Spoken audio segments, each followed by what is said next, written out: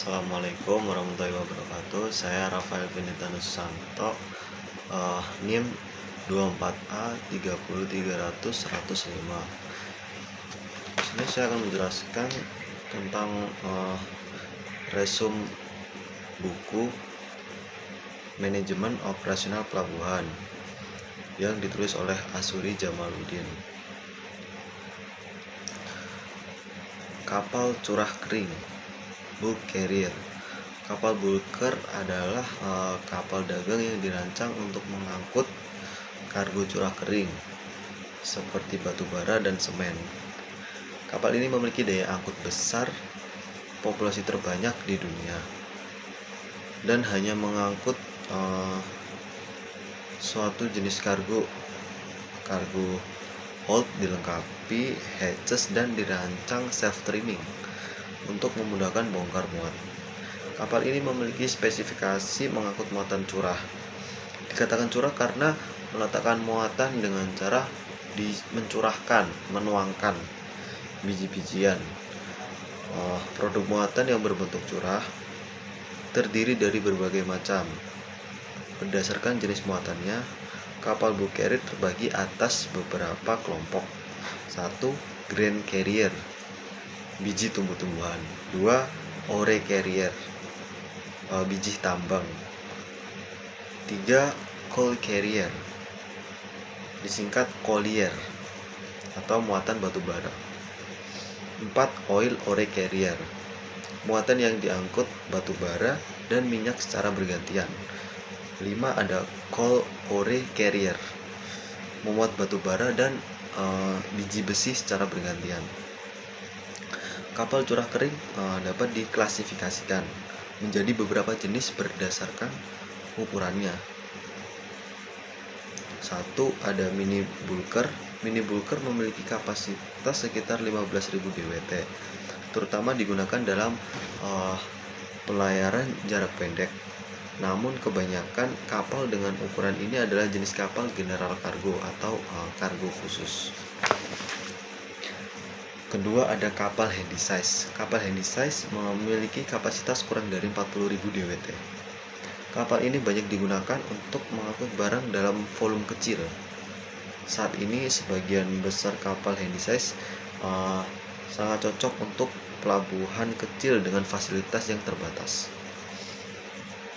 Kapal handysize memiliki panjang LOA 169 meter, lebar 25 meter, dan draft 9 meter.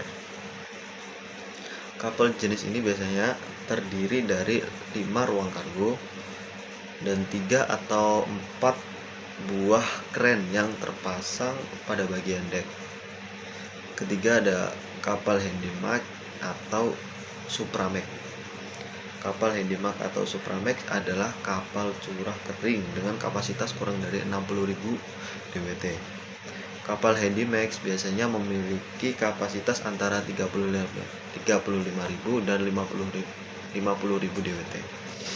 Sedangkan kapal supramax antara 50.000 sampai 60.000 DWT.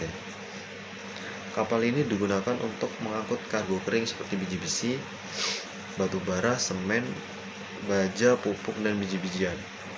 Kapal jenis ini biasanya memiliki panjang LOA 190 meter, lebar 31 meter, dan draft 11 meter. Keempat, ada kapal Panamax. Kapal Panamax memiliki kapasitas 60.000 sampai 100.000 DWT. Kapal ini mengangkut batu bara, biji besi, biji-bijian, dan curah halus, termasuk produk baja, semen, dan pupuk.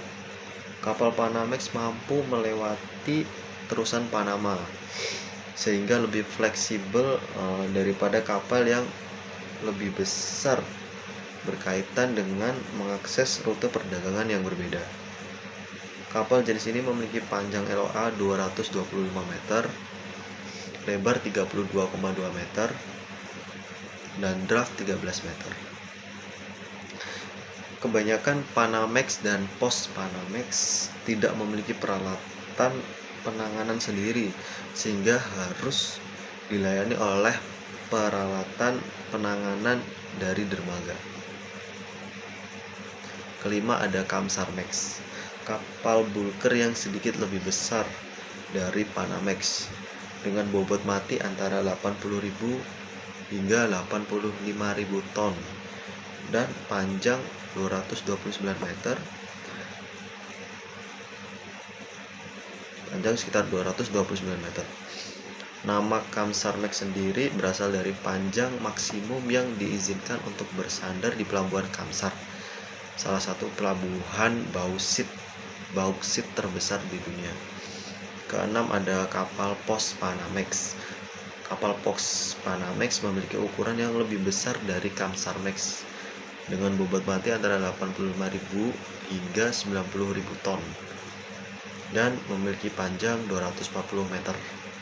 Ketujuh ada kapal capesize, capesize, memiliki kapasitas 100.000 hingga 200.000 DWT, mengangkut biji besi, batu bara, dan biji-bijian. Kapal capesize hanya bisa masuk di pelabuhan yang memiliki infrastruktur terpanjang yang ada di dunia. Jadi kapal ini tidak masuk di pelabuhan yang kecil. Jadi kapal ini butuh pelabuhan yang besar untuk bersandar.